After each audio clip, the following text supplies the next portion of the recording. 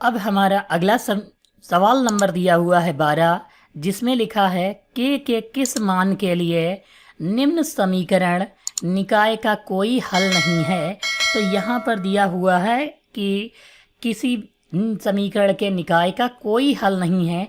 तो इसके लिए हमें जो फार्मूला लगाना होता है वो हम लिखते हैं A1/A2 बराबर B1/B2 नॉट बराबर C1/C2।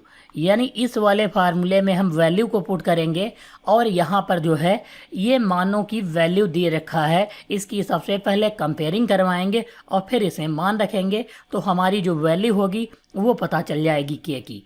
तो हम सबसे पहले इस वाले समीकरण की तुलना करवाएंगे और इसको लिख लेते हैं यहाँ पर 3k+1 और ब्रैकेट के बाहर x लिखेंगे प्लस 3y-2 ये लिखा हुआ है बराबर 0।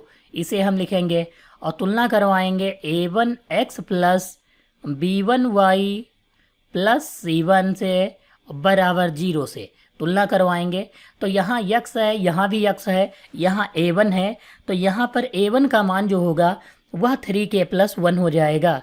यानी A1 बराबर कितना लिखेंगे 3k+1 लिख लेंगे। फिर B1 का मान 3 हो जाएगा, तो यहाँ लिखेंगे B1 बराबर 3। ये C1 दिया है तो C1 का मान जो है -2 हो जाएगा, क्योंकि ये -2 दिया हुआ है।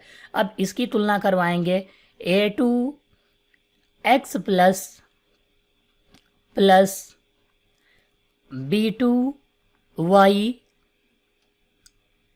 प्लस C2 बराबर 0 से तुलना करवाएंगे। तो यहाँ A2 की जो वैल्यू है वो k² + 1 हो जाएगी। यहाँ B2 का मान k-2 हो जाएगा। ये B2 बराबर k-2 हो जाएगा और दूसरा जो C2 दिया है उसकी वैल्यू -5 हो जाएगा। C2 बराबर -5 लिख लेंगे।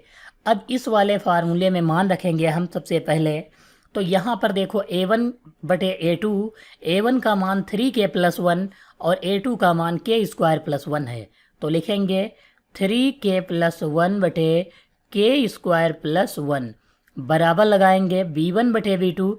B1 का मान 3 है और B2 का मान k-2 है, ये लिख लेंगे। नॉट बराबर C1/C2।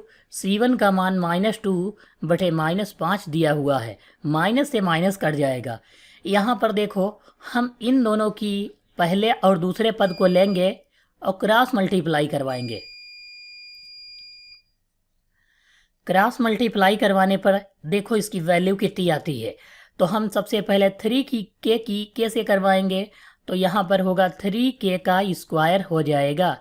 इसकी मल्टीप्लाई 3k की अभी पहले से करवाएं तो 3k², फिर 3k की वैल्यू जो दी है उसकी -2 से करवाएंगे तो -3 दूना 6k हो जाएगा। एक की मल्टीप्लाई k से कराएंगे तो केवल 1k हो जाएगा और एक की मल्टीप्लाई 2 से कराएंगे तो 1 दूना 2 हो जाएगा, वो भी माइनस का। बराबर 3 की k² से तो मल्टीप्लाई तो 3k² + 3 = 3 हो जाएगा। अब यहाँ पर देखो 3k² और 3k² दोनों प्लस प्लस के हैं, इधर आएंगे तो घटाएंगे तो 0 हो जाएंगे। यह हम बराबर में दिए हैं तो डायरेक्ट काट सकते हैं और इनके दोनों के चिन्ह जो है सेम है, इसलिए कट जाएगा।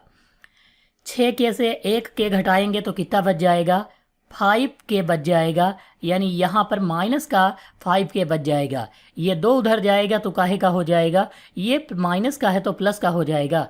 यानी 3 ये और ये प्लस का 2 हो जाएगा। ये 5 जो दिया माइनस का इसके नीचे जाएगा तो बटे में पहुँच जाएगा। यानी k बराबर 3 2 कितना हो जाएगा 5, और ये वाला माइनस का 5 भेजेंगे इसके नीचे तो बटे में आ जाएगा, 5 × 5 हो जाएगा। यानी k बराबर कितना आ जाएगा -1 जो है आंसर हो जाएगा। यानी k बराबर कितना आ जाएगा -1 जो है इस सवाल का आंसर होगा।